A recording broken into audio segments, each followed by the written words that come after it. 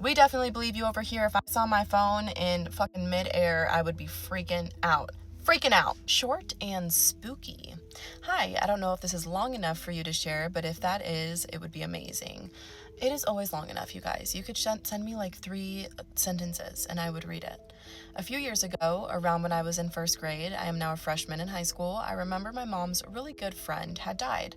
I still don't know how to this day. Probably a good thing. If your mom is abstaining that information, there's probably a very good reason. One night, we were all watching television. It was winter, so I was curled up in front of the heater with my blanket. My parents had went outside to smoke. This was a very normal thing at that age, and I remember the house just feeling off. The TV was paused. I was left in silence with the heater on. For the next part, you're going to need a little context. With my house, there is a front door connecting directly to the living room. Then from the living room, you can either access the kitchen from one side or the hallway from another. I still remember it very vividly to this day. It looked like a normal shadow you'd see on the street of someone who was just standing in the sun. Mind you, I was completely alone in the house. The figure seemed to be 2D, walking into the guest bedroom at an eerily slow pace.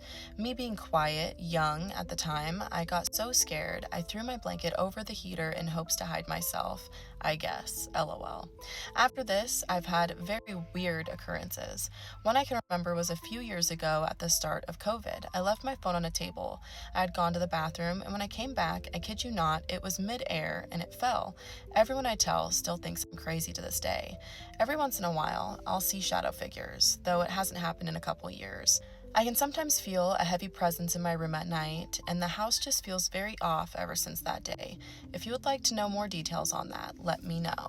Yes, we want more details. We want more details always, forever, and always. Always, always, always more details. Very creepy. I feel like when you're at a younger age, things like this, it's almost, I don't know, I can kind of go both ways. It can either be less creepy because you have more of an imagination because you're younger, right? Or it can be more creepy because you don't know what it is that you're looking at, but these terrible, scary things are still occurring and you're trying to make sense of them. When you're an adult, I feel like you have to make the decision, right? Either you believe it and you acknowledge it and you risk allowing it to feed off of the fact that you're acknowledging it, or you take the risk and you ignore it and allow it to either go away or get worse because you're ignoring it. So as an adult, I feel like you kind of have this in between where you're making a hard decision either way, but as a kid, you have this ability to kind of say, like, is this something that is real? Is this something that I'm experiencing? Because you are less known to the world. Like, there is less acknowledgement and education as to what you've experienced in life. So being able to differentiate between this is something that's actually